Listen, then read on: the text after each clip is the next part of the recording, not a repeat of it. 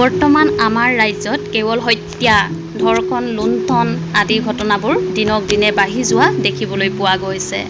আজি সমগ্ৰ অসমবাসীৰ ৰাইজে ক'বলৈ সাহস কৰিছে যে অসম চৰকাৰে সেই হত্যাকাৰী, ধৰ্ষণকাৰীসকলক কঠোৰতকৈ কঠোৰতম শাস্তি প্ৰদান নকৰাৰ বাবে দিনক দিনে বৃদ্ধি পাবলৈ ধৰিছে। যিসকলে সমাজৰ বাবে ভাল কাম কৰি আহিছে তেওঁলোক নিৰাপত্তাহীন আৰু যিসকলে হত্যাকাৰী, ধৰ্ষণকাৰী, লুণ্ঠন, লম্পট আদি তেওঁলোক স্বাধীনভাৱে মুকলি আকাশৰ তলত ঘূৰি ফুৰা দেখিবলৈ পোৱা গৈছে। আৰু আজি দৰং জিলাত যিটো ঘটনা সংঘটিত হোৱা দেখিবলৈ পোৱা গৈছে কৃষ্ণামণি ডেকাৰ লগত, সেয়াও যেন এক হত্যাকাণ্ড। কৃষ্ণামণি ডেকাৰ মাতৃয়ে উচিত ন্যায় পাবনে উচিত শাস্তি হত্যাকাৰীয়ে? যেতিয়ালৈকে অসমত হত্যাকাৰী, ধৰ্ষণকাৰী ফাঁচি নহয় তেতিয়ালৈকে সেইবোৰ ঘটনা অসমত বাঢ়ি গৈ থাকিব বুলি বহুতে অভিযোগ কৰা দেখিবলৈ পোৱা গৈছে।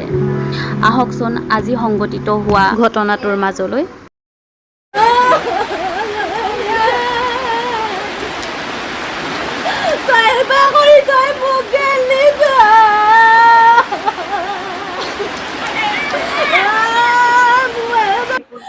মন্দিৰত গৈছিল ছাৰ, মই হাজিৰা বুলিব গৈছিলো ছাৰ।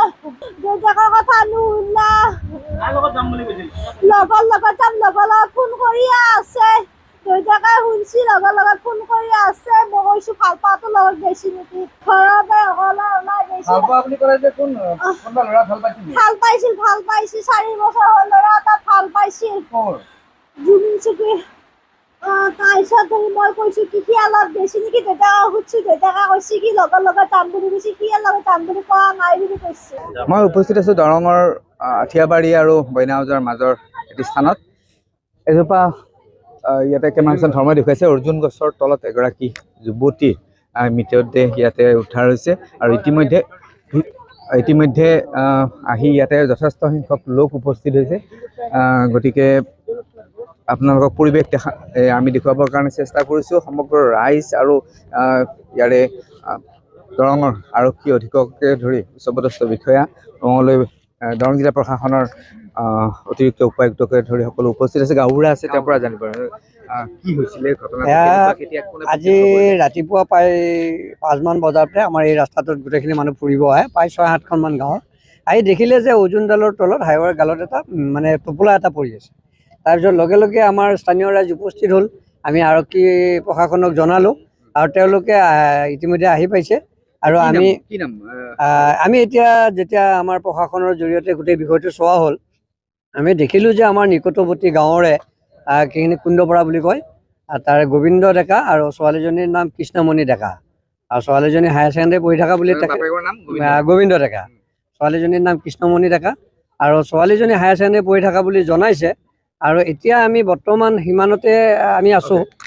এয়া হৈছে আমি জানিব পাৰিছোঁ যে ওচৰতে তেখেতৰ ঘৰ আৰু এই যিহেতুকে, গতিকে এতিয়া হত্যা কৰি এনেকৈ পেলাই থৈ যোৱাৰ সন্দেহ, যিহেতুকে বান্ধি থোৱা হৈছে, সম্পূৰ্ণ এটা টোপোলাৰ দৰে বান্ধি থোৱা হৈছে।